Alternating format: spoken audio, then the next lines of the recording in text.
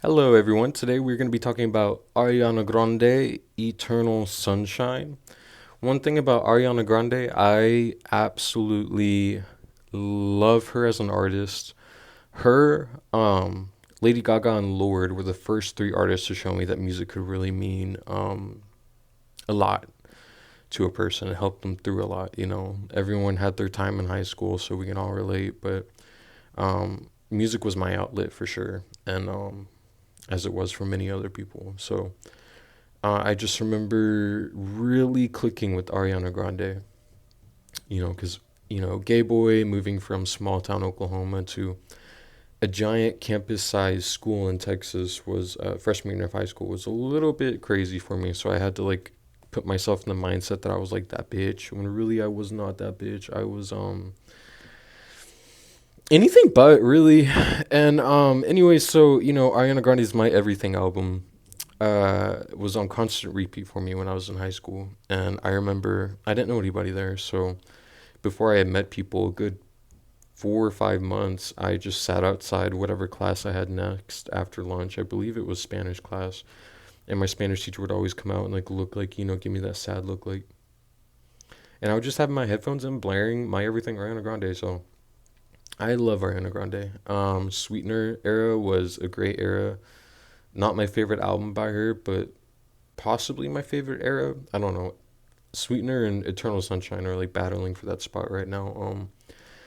We'll get to Sweetener eventually, so I'm not really gonna go too in depth there. This album has came out around a time where it felt like, if you let other people tell it, Ariana was really doing the most. She accusations everywhere that she was doing this with this person's husband and she was doing that with this other person's husband and tearing apart families and all that jazz. And I'm going to be so honest.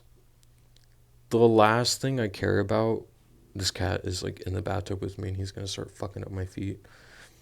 The last thing I care about in regards to an artist is who they're dating, who they're married to, unless obviously it's like some like very crazy like person, you know what I mean? But other than that, it's like I don't give a flying about what's going on there. Like I'm not here for that. I'm not here to sit down and read a headline about Ariana doing this with so and so.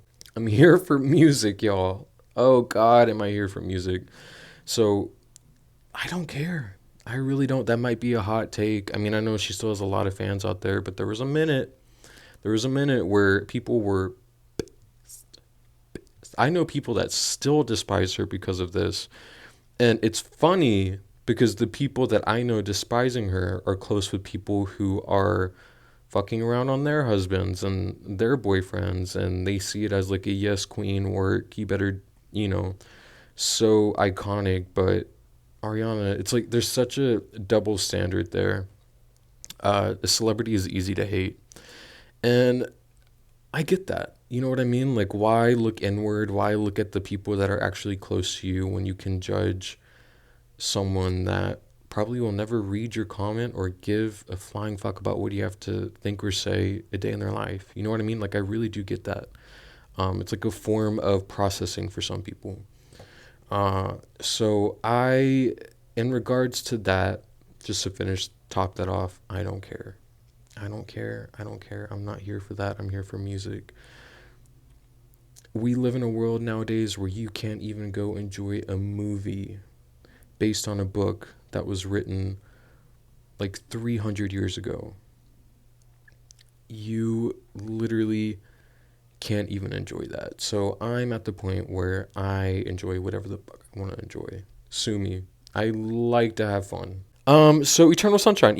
When this was all happening, I deleted all my social media for a while. So whenever this came out, that when I'm subscribed to her mailing list, right? So I was getting emails from her about like merch, random merch, whatever. And then one day I got the one about the Yes and single, and I was like, what? And sure, it was a moment. I mean, I like Yes and. It's on my like top plate of all time on my phone, which is insane to me because I mean, I like that song, but it's definitely not like my go-to Ariana song. I guess I was just so hyped for a new era, you know what I mean? What she did sonically, lyrically, well, lyrically, what she did with Yes and the song, I kind of figured that was the direction she was going to go. Sonically, not so much. I was kind of like, what is this? Like, this is really, really dancey. And I, so I got half of what I expected. So I enjoyed it. I did enjoy it. Like I said, it's one of my most top played songs of all time, which is still crazy to me. And that was the only single. I remember, y'all remember the album cover or the single cover? It was just like her face, like all blurry. I remember thinking, please God, don't let this be the album cover, because I actually did not like that. I was like, if I'm gonna be listening to this album as much as I've been listening to this single, we got to figure it out. And then she ended up, I don't remember where I saw the picture at first, but it's like her leaning on herself. And I was like, oh, please. Like, that's literally better than, that's like my favorite album cover of her of all time. And then sure enough, I don't know if that was originally the plan all along. I don't know. But one day I saw that she did the pre ad and it had that cover on it, the one where she's leaning on herself. And I was like, we won. Oh, motherfuckers, we won that day. I was so happy. And then she went on to destroy all of our worlds. Personal note, after having gone through a relationship that I had become very complacent in and simultaneously had no business being in, but convinced myself that this just had to work. You know what I mean? Like, there was no other option for me. Like, this is it. This is the love of my life. This is the only chance I'm ever going to get at any of this. Um, I resonated with this album a lot. I I really think the 2-track run of We Can't Be Friends and I Wish I Hated You is some of the craziest work she's ever done in her life. Like, oh my God, I still have trouble wrapping my mind around that. Like, how dope do you have to be to make that even a thing? But she did, and I ate it up. I Wish I Hated You is one of my favorite Ariana songs. Of course, I choose like the saddest one on the album, but you know, that's just my vibe. My favorite song by her, and probably my top 3 favorite song of all time, is Better Off. Like, I literally have it tattooed on me. I love that song so much. So naturally, I Wish I Hated You feels like a sibling to that song. You know, the minuscule production, the gut punch lyrics. Um, yeah, I played that album to filth, like the actual filth. I could not get enough of it. And keep in mind, I was off of social media at the time, so like obviously I knew what was going on with like the whole boyfriend husband thing, because I was also kind of interested in Wicked. I wasn't like a really big Wicked fan at this point, but I mean, I did get to that, but before then, so like obviously I knew kind of what was going on, especially after Yes and I loved it.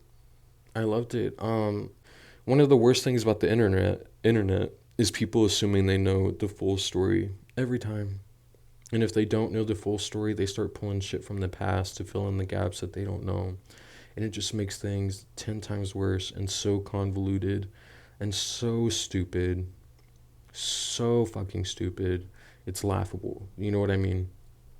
And I I'm really happy that I wasn't on the internet when this album came out. I know it was received well. I know that for sure, but still, I don't think I could have handled it. Last time I was on Twitter was when Taylor Swift dropped Midnights, and I got off Twitter that night, and I never got back on. But anyways, so I played this album to filth. I didn't ever not listen to it at least like 3 times a week, and we're all going about our day, and then all of a sudden, brighter days ahead. Y'all, that's gonna fall, I swear. But brighter days ahead. Wow. I literally had no idea that she was gonna do anything like this, and then she had like the whole like phone thing set up where you could call and there'd be like a voicemail or whatever. I still have that number in my phone. That's how down bad I was. You know how long it had been for me to get this excited over an album. Growing up, being really invested in music, there was always an album that I was staying up late for, going to the store early to buy on release. Always, always. And then once I got off social media, I'm not gonna say that I like started touching grass or whatever, but it became less of an event. You know what I mean? Like, you weren't on Twitter like reacting with everybody. You weren't looking at reviews as soon as it dropped. You know what I mean? It was just it turned into me just laying in bed at 11 p.m. refreshing Apple Music, listening to it, deciding if I liked it or not, then going to sleep. So so for Brighter Days Ahead, it was truly a shock to me that this was even happening, and I was stoked. I looking back, my favorites were like Dandelion, Hampstead. Now, Twilight Zone is also one of my favorite Ariana Grande songs. It is so sonically beautiful, so beautifully written. She continues the narrative with the five extra bonus tracks and just continues to punch you in the gut, but like in a somewhat softer way, I would say. It's like a very good closing credits for an album as rich and heavy as Eternal Sunshine Standard Edition was. And I feel like this was just like the bonus material, obviously, but like you know what I mean, like the when you're watching a DVD and it has like the extra features on there, I feel like this is what that was, and I feel like it closed it out very, very, very beautifully. Um, would I prefer listening to the standard or the Brighter Days Ahead? I would say Brighter Days Ahead all the way through, because for me, Eternal Sunshine isn't really a cherry pick album. I don't cherry pick songs from it besides Eternal Sunshine, the title track. Um, but it's an album that I digest as a whole. I listen from front to back, and I would say that even with the five extra songs, I would listen like Brighter Days Ahead would be my preferred, and that's very rare for me. Listen, I love a good deluxe album, but and I'm a Swiftie, so please God keep that in mind. But Taylor Swift, I feel like really knocked me out of that field after she released the anthology Tortured Poets, and then like she had the 3 a.m. till dawn for Midnights. I was like, oh, you know what I mean? Like for Midnights, I was like, oh yeah, like let's fucking go, And then I remember just being like, okay, some of these are bops, some of these are bops, and then Tortured Poets, I was like, because the latter. I mean, we're not talking about that, but I'm just gonna say it real quick. The latter half of Torture Poets, the anthology, is all like Aaron Dessner. And one thing about Aaron Dessner, he's gonna get her with a guitar and piano, and he's gonna make a 5 minute song of just the same strings repeatedly, which is fine. Taylor Swift kills that. But after listening to the standard and like literally asking for the day off of work, like so I could stay up late, listen to the standard, read the lyrics, and then waking up to realize I had a full other course to take. Anyways, that's not how it was with Brighter Days. Brighter Days, when that came out, when I was working at Whole Foods, I had like two people texting them, like, wake up, it's happening. Nathan, or this guy that was my friend, also my coworker, was listening to it with me.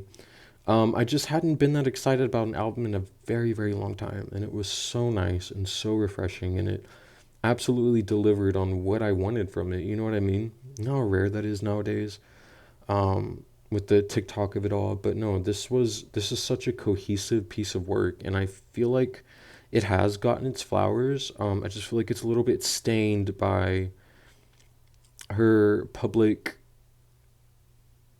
identity as of right now. You know what I mean? I mean, people really respected the work, how raw it is and stuff, but I mean, you still get clipped. I mean, people are on about her weight now, and it's like, when is it about the music? You know what I mean? Like, when do we go back to why she started doing this in the first place? Yeah, she's in a movie and she's doing her acting thing now. But it's just, how do you correlate her weight and the art that she's putting out? Like, and it didn't even feel sincere. I mean, I'm sure some people out there were really like, oh, I'm so concerned about Ariana Grande. But if you're filming yourself on TikTok, putting hashtag Ariana Grande, hashtag Arianators, and then going to talk about how worried you are about her weight, it just doesn't feel authentic. I'm sorry, but it doesn't. I really think she could care less about what any of us think about anything in regards to that, honestly. Because number one, that's not her business. Number two, she's alive. She's doing something right. And number three, she's still, like, she's making movie after movie, going on tour, most likely working on another album right now. And it's just like, she's going to do all of this. And at the end of the day, there's going to be a TikTok with hashtag Ariana Grande, hashtag Arianator, talking about, oh my God, how long has it been since she's eaten? And it's like, Just the fake sincerity nowadays from people astounds me. Everyone wants to be so woke and so with the times and so everything in regards to tiny things, in regards to music, in regards to movie, in regards to entertainment that people enjoy. Like in this world, with everything we're going through right now, it's like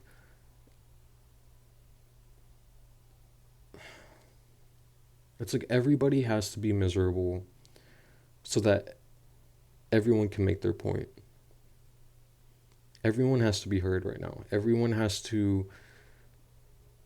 Tear Everyone has to be as negative as they can because they feel like they have the right, and it's just sucking the soul out of media. I mean, obviously the world, but I'm a music guy, I'm a movie guy. It's just sucking the soul out of everything. How are these artists supposed to continue to be authentic? Everything y'all claim to crave when they get absolutely blasted for things that don't have anything to do with the piece of art in the first place.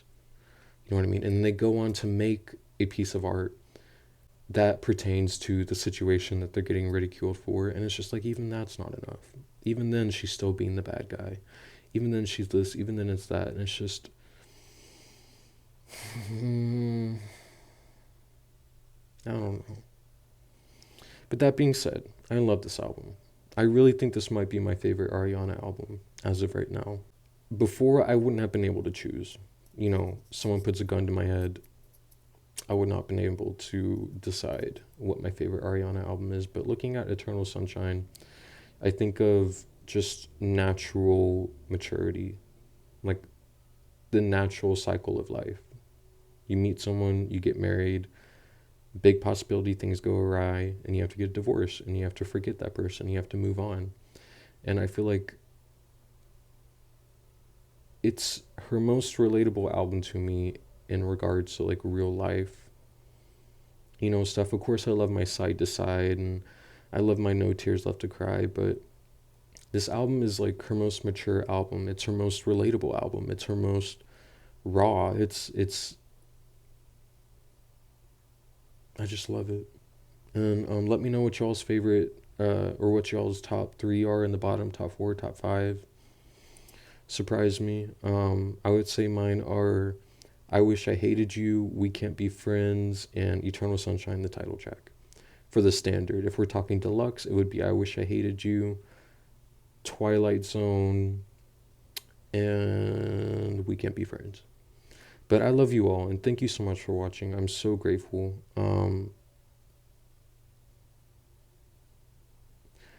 Every one of you who took the time to watch this, it means the world to me. It means the world to me. And I just want you to know that you're not alone and that you are loved. And if you're feeling like you're in a bad place, a dark place, like you're going to hit rock bottom, there's organizations, there's people you can reach out to. There's so many, options for you. You know what I mean? So I love you so much. I really do. And I hope y'all have a great rest of the day or night, wherever y'all are.